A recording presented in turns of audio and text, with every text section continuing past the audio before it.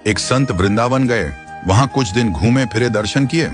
जब वापस लौटने का मन किया तो सोचा भगवान को भोग लगाकर कुछ प्रसाद लेता चलूं।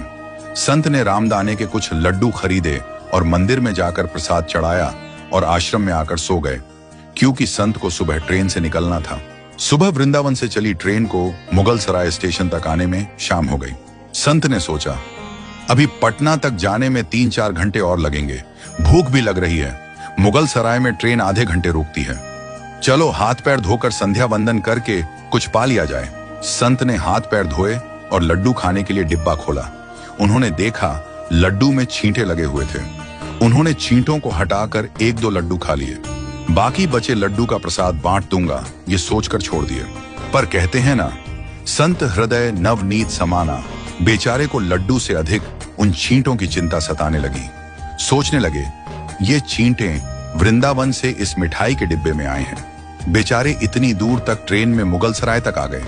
कितने भाग्यशाली थे, इनका जन्म वृंदावन में हुआ था। अब इतनी दूर से पता नहीं कितने दिन या कितने जन्म लग जाएंगे इनको वापस पहुंचने में। पता नहीं ब्रज की धूल इनको फिर कभी मिल भी पाएगी या नहीं। मैंने कितना बड़ा पाप कर दिया, इनका वृंदावन छुड़वा दिया। नहीं, मुझे वापस जाना होगा। और संत ने उन छींटों को वापस उसी मिठाई के डिब्बे में सावधानी से रखा और वृंदावन की ट्रेन पकड़ ली। उसी मिठाई की दुकान के पास गए और डिब्बा धरती पर रखा और हाथ जोड़ ली। मेरे भाग्य में नहीं कि तेरे ब्रज में रह सकूं, तो मुझे कोई अधिकार भी नहीं कि जिसके भाग्य में ब्रज की धूल लिखी है उसे दूर कर सकूं। दुकानदार ने देखा तो आया और कहने लगा, महाराज चींटें लग गई तो कोई बात नहीं, आप दूसरी मिठाई तुलवा लो।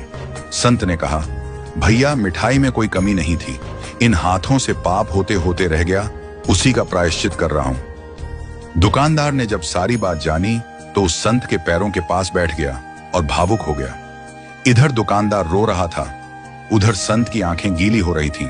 बात भाव की है, बात उस निर्मल मन की है, बात ब्रज की है, बात मेरे वृंदावन की है, बात मेरे नटवर नागर और उनकी राधा रानी की है, बात मेरे कृष्ण की राजधानी की है।